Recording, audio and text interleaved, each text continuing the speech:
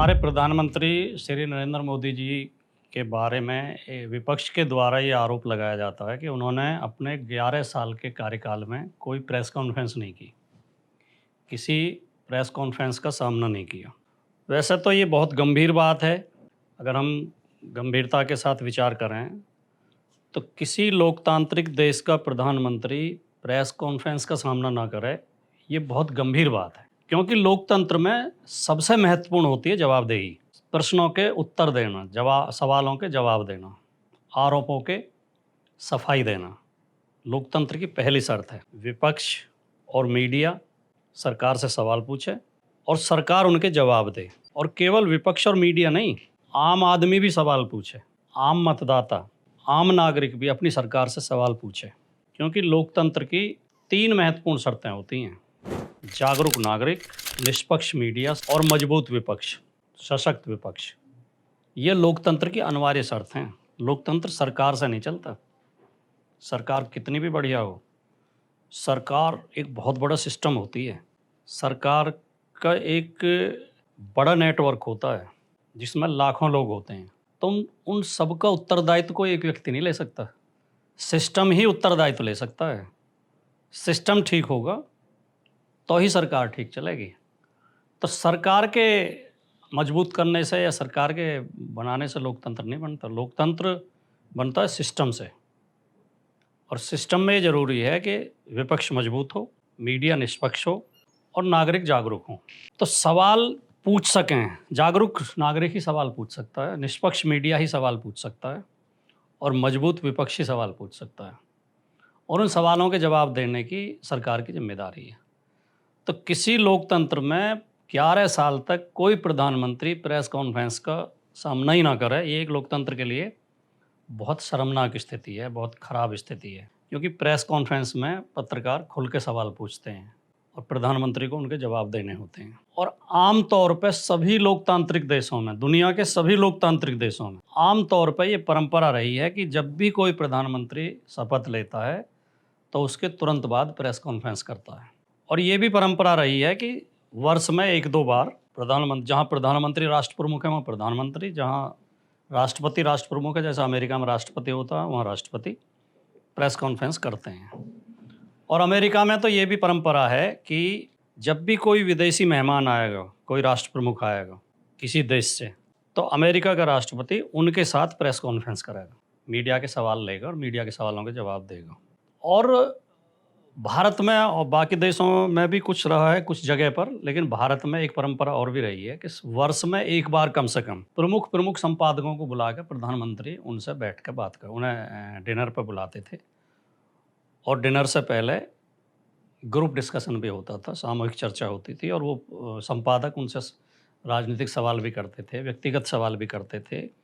और बहुत सारी खबरें उस मीट टुगेदर से ही निकल आती थी, उस भोज के आयोजन से ही निकल आती थी। ये भी एक परंपरा रही है कि वर्ष में कम से कम 1 बार, कई बार तो हर बजट पे किया जाता है या कभी आगे पीछे, या कई बार हर सेशन पे भी कर लिया जाता है। जो लोग उसके सेशन होते हैं पार्लियामेंट के, उन पे भी प्रधानमंत्री बुला लेते हैं संपादकों को और प्रेस कॉन्फ्रेंस तो की जाती थी। मोदी जी से पहले कोई प्रधानमंत्री ऐसे नहीं हुए जिन्होंने प्रेस कॉन्फ्रेंस न की हो। और भारत के जितने प्रधानमंत्री हुए, बड़े अच्छे प्रधानमंत्री हुए हैं, वो सब बहुत सहज संबंध मीडिया के साथ रखते थे और विद्वान और साहित्यिक रुचि के प्रधानमंत्री होते थे और वो अच्छे जवाब देते थे। कई बार उसमें चुटकुलेबाजी भी हो जाती थी, कई बार गंभीर सवाल भी हो जाते थे।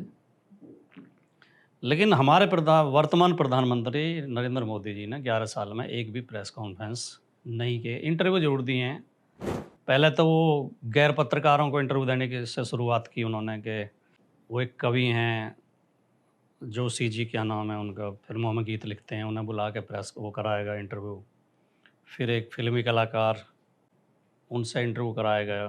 और फिर धीरे धीरे जो इनके अपने पसंदीदा एंकर हैं या एडिटर हैं, उन्हें बुला बुला के इंटरव्यू कराए गए।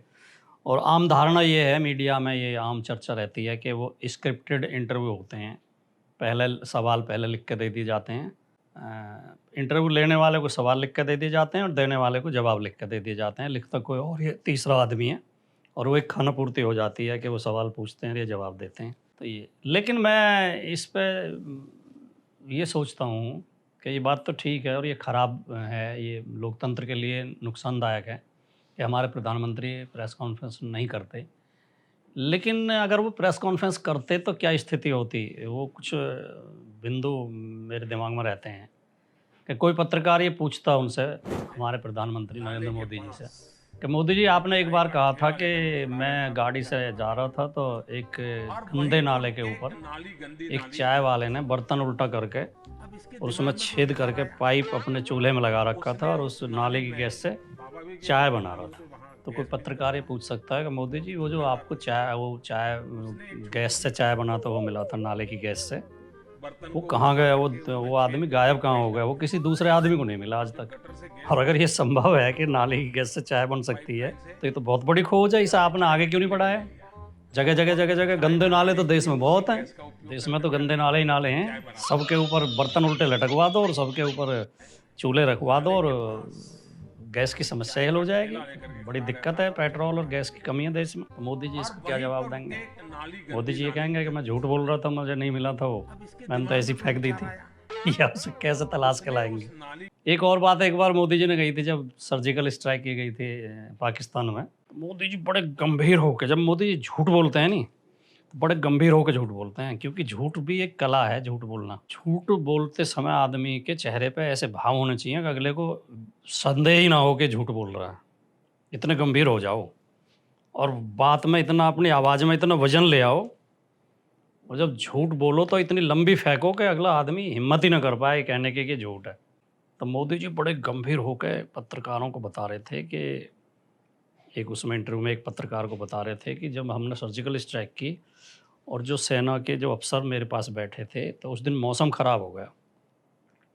तो उन्होंने कहा जी आज इसे पोस्टपोन कर देते हैं, मौसम ख़राब है। तो मैंने कहा ऐसे गंभीर हो के, बहुत गंभीर हो के, ख़राब मौसम का एक फ़ायदा तो हो सकता है कि हमारे विमान रडार की पकड़ में नहीं आएँगे। अब मोदी जी को क्या, ये मोदी जी को तो नहीं पता था, लेकिन सेना के अफ़सरों को भी ये पता नहीं था कि ख़राब मौसम का रडार पे कोई फ़र्क नहीं पड़ता। रडार मौसम से रडार ऐसे थोड़ी देखता है लाइट लगा के।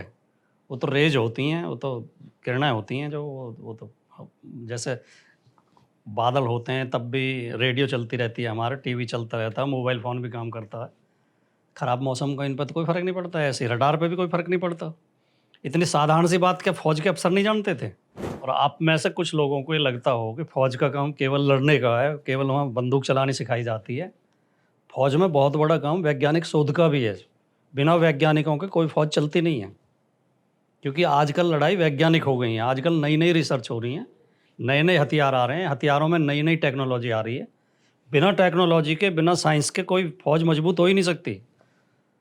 तो हर सेना में, हर देश की सेना में बड़े-बड़े वैज्ञानिक रखे जाते हैं। हमारी सेना में भी हैं। और सेना के अफ़सर खुद अपने आप में वैज्ञानिक होते हैं। उन्हें बहुत वैज्ञानिक जानकारी होती है। और ज़्यादातर विज्ञान पढ़े हुए लोग ही उसमें आते हैं, एनडीए वगैरह के एग्ज़ाम में।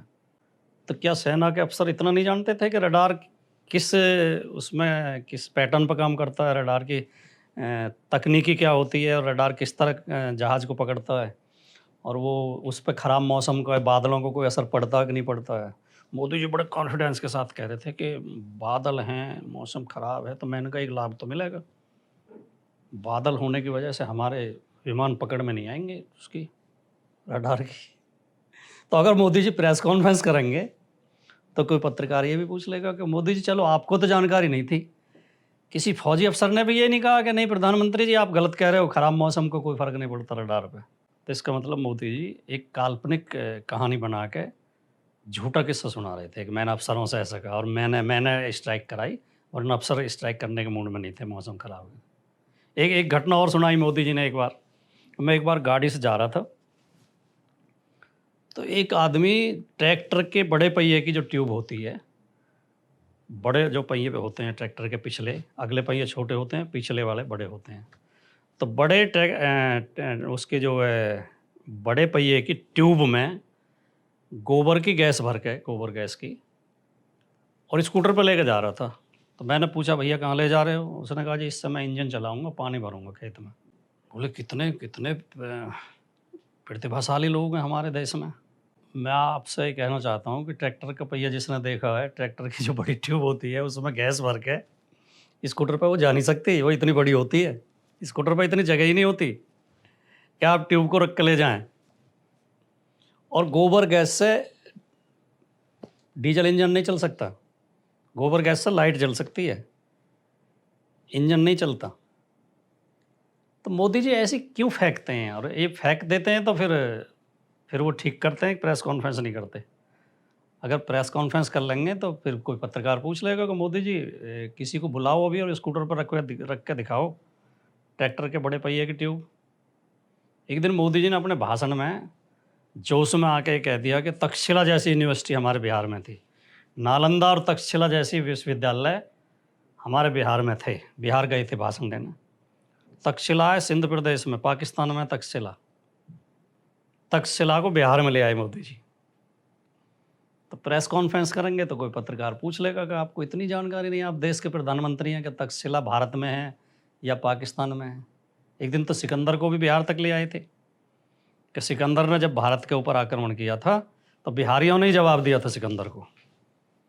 मोदी जी, सिकंदर तो सिंध से ही वापस चला गया था, सिंध से आगे बढ़ा ही नहीं था, केवल वहीं से वापस हो गया था। एक दिन मोदी जी का एक भाषण और सुना होगा आपने। मोदी जी ने अपने भाषण में कहा कि गुरु गोरखनाथ जी, गुरु नानक जी और कबीर जी एक ही गुफा में बैठ के तीनों एक जगह चर्चा किया करते थे धर्म पे और अध्यात्म पे। अब माननीय मोदी जी थोड़े से भी प्राथमिक ज्ञान रखते, थोड़ी सी भी इनके तीनों के बारे में पढ़ा होता तो तीनों के कार्यकाल में गोरखनाथ तो हुए 11वीं शताब्दी में 1000 कुछ में, कबीर जी हुए 15वीं शताब्दी में 1398 का कबीर का जन्म है। 1398 सन 1398 में 1455 ईस्वी में, उसमें संवत 1455 साल गए चंद्रवार इकठाठे जेठ सुदी बरसात को पूर्णमासी प्रकट भय। ये कबीर ने खुद लिखा है कि मेरा जन्म संवत 1455 में ज्येष्ठ माह में पूर्णमासी को हुआ था और गुरु नानक उनके लगभग 70-75 साल बाद हुए। तो जिनके जन्म में इतना अंतर हो, उन तीनों को एक साथ बैठ के वो तीनों कैसे चर्चा कर लेते थे? तो ये इसलिए हमारे मोदी जी प्रेस कॉन्फ्रेंस नहीं करते। तो आज आपको ये इस बात का जवाब मिल गया होगा कि मोदी जी प्रेस कॉन्फ्रेंस क्यों नहीं करते। वैसे अगला कोई प्रधानमंत्री ऐसा नहीं बनना चाहिए। अगला प्रधानमंत्री ऐसा बना है कि जो प्रेस कॉन्फ्रेंस कर सके। इतने झूठ ना बोला कि प्रेस कॉन्फ्रेंस में जवाब देने मुश्किल हो जाए, और इतना अज्ञानी ना हो कि प्रेस कॉन्फ्रेंस में बात ना कर सके। धन्यवाद।